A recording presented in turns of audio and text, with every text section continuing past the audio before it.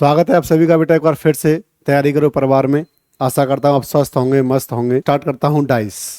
क्या कि dice topic basically है क्या, हम इसमें क्या पढ़ने वाले हैं, क्या पढ़ने वाले हैं, कैसे पढ़ेंगे, क्वेश्चन कैसे आता है। सबसे पहले यहाँ से एक या दो क्वेश्चन पक्का आता ही आता है। ठीक है, डाइस बेटा वो चीज़ है जो प्राचीन काल में खतरनाक थी और आज भी खतरनाक है। आप देखोगे प्राचीन काल में इसने महाभारत करवा दिया था, शकुनी के पास से जो हैं वो हैं। ठीक है, आज आप देखते हो कि लूडो जो चल रहा है मोबाइल में, जहाँ आप सट्टा लगाते हो, सट्टेबाज हो गए तुम लोग, सट्टेबाज हो, तो यहाँ क्या है, ये खतरनाक है। दूसरा ये क्या है, पेपर में आता है एसएससी में, तो वह ऐसे भी ये क्या है, खतरनाक है। वहाँ भी आप क्वेश्चन क्या करते हो, गलत कर देते हो। तो ये कहते हैं कि इतिहास में भी खतरनाक था, ये वर्तमान में भी खतरनाक है। पढ़ने वालों के लिए डाइस टॉपिक में खतरनाक है, और ना पढ़ने वालों के लिए लूडो जो खेलते हो आप, वहाँ जुआ जो खेलते हो, उसके लिए खतरनाक है। ठीक है, तो इस टॉपिक का अपना इतिहास रहा है। जैसे मैथ का कोई इतिहास नहीं होता, लेकिन रीजनिंग में इस टॉपिक का अपना क्या है, एक इतिहास है। ठीक है, जैसे मैथ का इतिहास है, ऐसे किसका इतिहास है, रीजनिंग में इस टॉपिक का अपना एक इतिहास है। चलिए शुरू करते हैं बेटा, किस हिसाब से हम बात करने वाले इस टॉपिक के बारे में, हम कैसे बात करेंगे। देखिए ये डाइस है बेटा,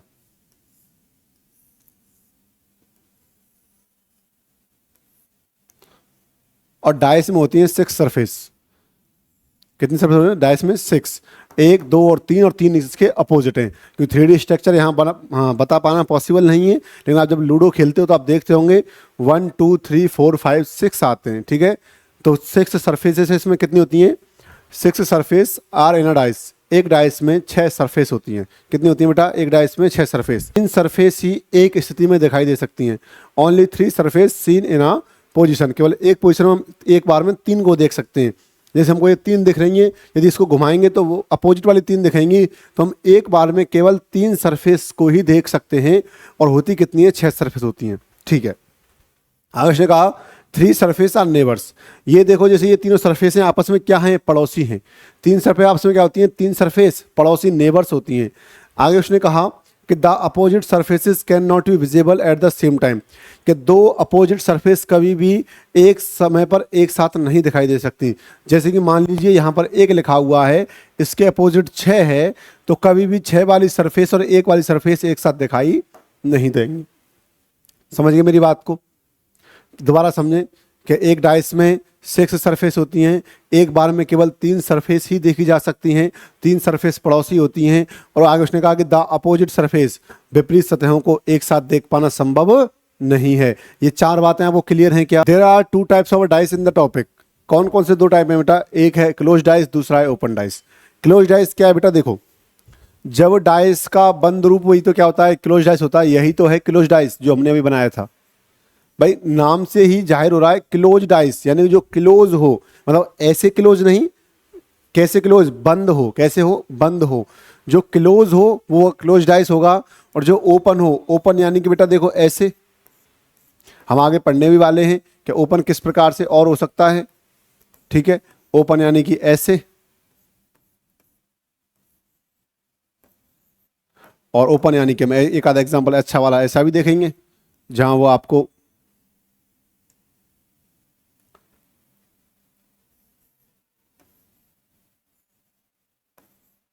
ठीक है, कुछ एग्जांपल हम ऐसे भी देखने वाले हैं। तो ये सभी क्या है? ये ओपन डाइस हैं। ये क्लोज डाइस है, ये क्या है? ओपन डाइस है। हम बात करते हैं क्लोज डाइस से। बेटा क्वेश्चन हमेशा आने के चांस ज़्यादा कहाँ से होते हैं? क्लोज डाइस से होते हैं।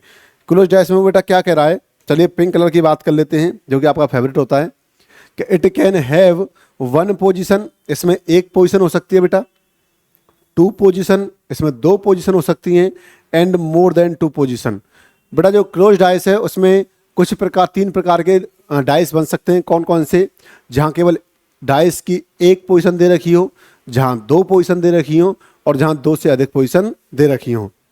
The question will be related to finding the opposite surface.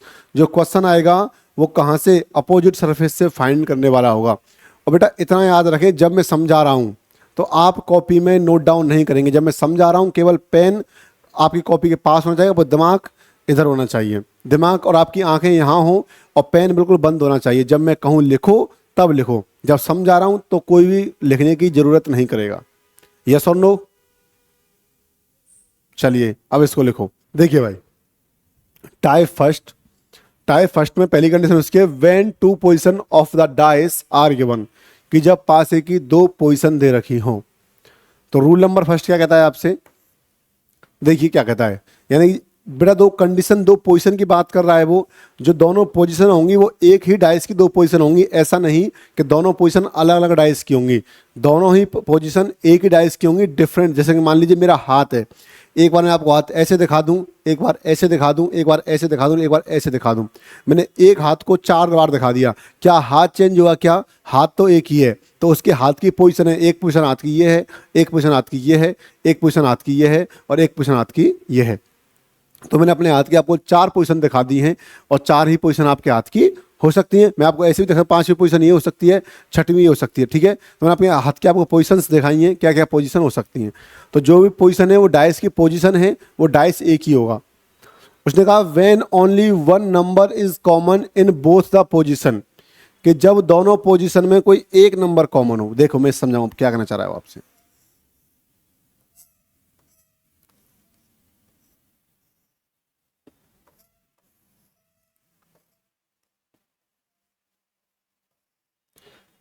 उसने कहा कि दोनों डाइस में एक नंबर कॉमन हो,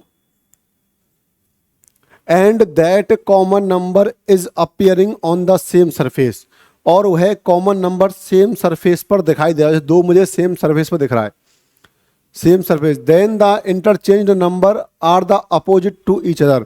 तो बचे हुए दोनों जो नंबर हैं आपस में क्या होते हैं? अपोजिट होते हैं। तो रूल नंबर फर्स्ट आपसे क्या कहता है कि जब डाइस की दो पोजीशन दे रखी हों और दोनों पोजीशन में कोई एक नंबर कॉमन हो और वह कॉमन नंबर कॉमन सरफेस पर हो, तो बचे हुए दोनों नंबर एक दूसरे क्या होते हैं? अपोजिट होते हैं। कैसे? जैसे कि यहाँ पर कॉमन है 2, तो बचा क्या बेटा यहाँ पर? देखो बचा क्या है यहाँ पर? हाँ बचा है 5 के अपोजिट है 6 बेटा, ठीक है। 4 के अपोजिट है 1 बेटा, 2 के अपोजिट क्या हो जाएगा? 2 के अपोजिट हो जाएगा 2, और कह सकते हैं क्या बेटा? 3। क्यों? क्योंकि एक डाइस पर 6 तक के अंक अंकित होते हैं। तो 1 2 4 5 और 6 तो आ चुका है, बचा क्या है? 3। वैसे तो हम यदि ऑप्शन में ये आता है कि 2 के अपोजिट क्या है, तो हम ऑप्शन लगाएंगे C and D, can not be determine. लेकिन यदि वहां पर सी एंड डी नहीं आता है तो आप बिना रुके बिना टोके क्या लगा दोगे? 3 लगा दोगे। क्या लगा दोगे? 3 लगा दोगे। समझ गए मेरी बात को? यस और नो? चलिए छापो बेटा इसको कि 2 different position of a single dice are given, यदि एक डाइस की 2 डिफरेंट पोजीशन दे रखी हैं, then find the number which is opposite to 3। तो बताइए 3 के अपोजिट कौन सा नंबर होगा? देखो बेटा एक डाइस आपको दे रखा है और आपको मैंने सिखाया है कि जब कोई एक नंबर कॉमन हो और वह कॉमन नंबर कॉमन सरफेस पर हो, तो बची हुई दोनों सरफेस आपस में क्या होती हैं?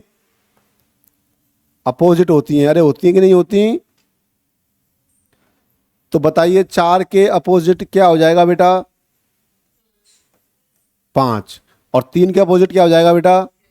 और 3 के अपोजिट ही मुझसे पूछा है कि नहीं पूछा? चमक गया भाई? कोई दिक्कत? क्या रूल नंबर 1 आपको समझ में आ गया बेटा? चलिए लिखे थे फिर इसको। देखो बेटा 2 कॉमन है तो 2 के अपोजिट 2, 5 के 6 और 1 के बेटा 4, और इस बचा क्या? 3। तो यदि ऑप्शन में है सी एन डी तो पहले वो टिक करेंगे, और ऑप्शन में सी एन डी नहीं है तो क्या लगाएंगे? 3। यस और नो? सी एन डी यानी कैन नॉट बी डिटरमाइन। क्या आप यहां पर देखकर बता सकते हो कि 2 के अपोजिट क्या है? हम तुक्का ही तो लगा रहे हैं कि 2 के अपोजिट 3 बचा 3 होगा। हो सकता है उसने 7 लिख दिया हो, लिखने के ऊपर क्या जाता है, इसलिए हम पहले सी एन डी को टिक करेंगे, उसके बाद हम 3 पर जाएंगे। यस और नो? चलिए आगे बढ़े।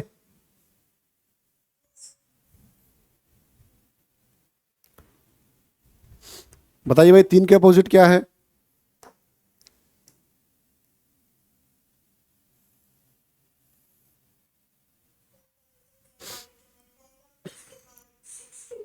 जी देखिए 3 के अपोजिट क्या आएगा? 3 या 6 आएगा। चूंकि दोनों पोजीशन में देखकर ये बता पाना कि 3 के अपोजिट क्या होगा, ये संभव नहीं है, कुछ भी हो सकता है। तो यदि सी एन डी है तो पहले सी एन डी टिक करेंगे, और सी एन डी नहीं है तो लिखेंगे 6। अरे बोलो यस और नो, समझ गए? पढ़े ये क्वेश्चन करके बताएं मुझे आप लोग, क्वेश्चन पढ़ें आराम से और क्वेश्चन करें और फिर मुझे बताएं। ई कौन सा ऑप्शन होता है? ई तो ऑप्शन है A B C D 3। D4, B4 boy, तो फिर C4 क्या है? क्यों भाई? अरे बोलो, अरे बच्चे बोलो, शांत क्यों जाते हो तुम लोग? क्यों भाई? देखें, आपने यहां से जाना कि 2 के अपोजिट आता है 5। आप देख पा रहे हो बेटा, आपको दिख रहा है कलर? ठीक है। 6 के अपोजिट 3 और 4 के अपोजिट 4 आएगा, कह सकते हैं 1 आएगा। ठीक है। और मैंने आपको सिखाया है कि 2 अपोजिट सरफेस कभी भी ना तो एक साथ आ सकती हैं और ना ही एक साथ छुप सकती हैं, neither visible nor invisible. Yes और नो? तो देखो बेटा, 5 और 2 अपोजिट सरफेस हैं और एक साथ आ रही हैं कि नहीं आ रही? जब मैंने कहा था आपको, देखो आप दोबारा जाएं तो देखो लिखा है मैंने क्लियर, मैं दिखा दूंगा आपको कि the opposite surface can not be visible at the same time, कि अपोजिट सरफेस कभी भी सेम टाइम पर नहीं दिख सकती हैं। बोलो लिखा है कि नहीं लिखा? तो 2 और 5 एक साथ नहीं दिख सकते, इसलिए तो ये गलत हो जाएगा। हो गया गलत? आगे देखो इसमें क्या है, 2 भी है, 6 भी है, 1, ये सही हो सकता है। अभी यहां पे बात करते हैं बेटा। देखो 6 और 3 एक साथ दिख रहे हैं, तो ये भी क्या है? गलत। बेटा यहां पर देखो 4, 3 और 6, यहां भी 3 और 6, ये भी गलत है, ये सही है। देखो बेटा, एक पेयर में से कोई एक ही संख्या आएगी, तो 2 और 5 में से कोई एक संख्या आ गई मेरे पास, कौन सी? 2। 6 और 3 में से कोई एक संख्या आ गई मेरे पास, कौन सी? 6। और 4 और 1 में से मेरे पास संख्या आ गई, कौन सी? 1।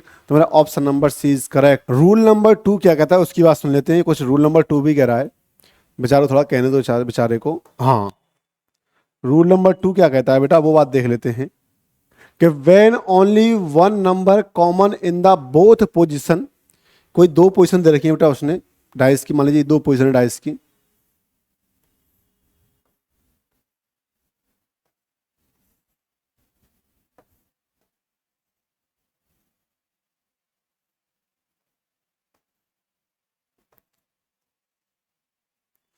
ठीक है। When 2 position of a dice are given and that common number is appearing on the different surface. Rule number 1 में क्या होता था बेटा कि कॉमन नंबर तो दोनों पोजीशन में था, बट वो सेम सरफेस पे था। यहां पर एक कॉमन नंबर होगा, लेकिन वो कहां होगा बेटा? डिफरेंट सरफेस पे होगा। अरे बोलो यस और नो? उसने कहा भाई देखो दोनों पोजीशन डाइस की दे रखी हो और में एक कॉमन नंबर हो और वो डिफरेंट पोजीशन पर हो, तो then we can apply right hand rule या क्लॉकवाइज रूल। हम दक्षिणावर्त का नियम या घड़ी के दिशा का नियम लगाते हैं। किस प्रकार? देखिए, मुझे पता है कॉमन क्या है, पहले कॉमन टर्मों को पढ़ो। कॉमन है सर 2, कॉमन क्या है सर? कॉमन है 2। तो मैंने 2 को पकड़ा, तो 2 कॉमन है, 2 से चलूंगा बेटा कहां? क्लॉकवाइज। अरे क्लॉक ऐसी चलती है, क्लॉक इस प्रकार चलती है, ये क्लॉक है, ये ऐसी चलेगी ना। तो 2 से चला मैं 6 और यहां 2 से चला मैं 5। तो यहां इधर जब मैं 2 से क्लॉकवाइज चला, पहले मुझे 6 मिला, ठीक है, और इधर मिला मुझे 5। तो 6 के अपोजिट कौन बेटा? 5। अब मैं यहां से चलूंगा क्लॉकवाइज तो मेरे को मिलेगा 1, और मैं यहां से चलूंगा क्लॉकवाइज तो मेरे को मिलेगा 4। तो यहां से मिला मेरे को 1, यहां से मिला 4, बचा 2। तो 2 के अपोजिट 2, या कह सकते हैं 3। समझ गए मेरी बात को? दोबारा सुने, ये टाइप 2 इंपॉर्टेंट रूल नंबर 2 बेटा, यहां से क्वेश्चन आने के चांस ज्यादा होते हैं। ठीक है। उसने कहा कि डाइस की 2 पोजीशन दे रखी हैं, दोनों पोजीशन में कोई नंबर कॉमन है और वह कॉमन नंबर डिफरेंट सरफेस पर है, और जब डिफरेंट सरफेस पर कॉमन नंबर होगा तो अपोजिट सरफेस का पता करने के लिए अपन क्लॉकवाइज रूल या राइट हैंड रूल लगाते हैं। तो देखिए मुझे यहाँ से अपोजिट सरफेस पता करनी है, तो जो कॉमन सरफेस है उसको उठाइए और उससे क्लॉकवाइज चलिए। कैसे चलिए? क्लॉकवाइज। तो अब 2 से चलोगे क्लॉकवाइज तो 6 आएगा, 2 से चलोगे तो 5 आएगा, तो 6 के अपोजिट 5 हो जाएगा, और 6 से चलोगे 1 आएगा, और 5 से चलोगे 4 आएगा, तो 1 के अपोजिट 4 हो जाएगा, 2 के अपोजिट 2 रहेगा। इसको इस प्रकार भी कर सकते हैं बेटा कि सर इस को और किस प्रकार कर सकते हैं। मैंने कहा देखें इसको और इस प्रकार कर सकते हैं मेरे बच्चे। देखो बेटा, जैसे मान लीजिए इसमें 2 कॉमन है, तो 2 से हम चले तो 6 आया क्लॉकवाइज चलने पर, और 1 आया। ठीक है, उधर दूसरे वाले डाइस की पोजीशन में चलते हैं 2 से, तो 2 से चलने पर 5 आया, और 5 से चलने पर आया 4, तो 6 5 के अपोजिट और 1 4 के अपोजिट। अरे बोलो क्या निकाल लोगे कि नहीं निकाल पाओगे? जहां यदि एक कॉमन नंबर है और वो समान सरफेस पर है तो आपको रूल नंबर फर्स्ट लगाना है। यदि कॉमन नंबर है और डिफरेंट सरफेस पर है तो अपोजिट सरफेस का पता करने के लिए आपको क्या लगाना है? रूल नंबर सेकंड लगाना है। क्लॉकवाइज आपको चलना है कॉमन नंबर से। गॉट इट और नॉट? छापो।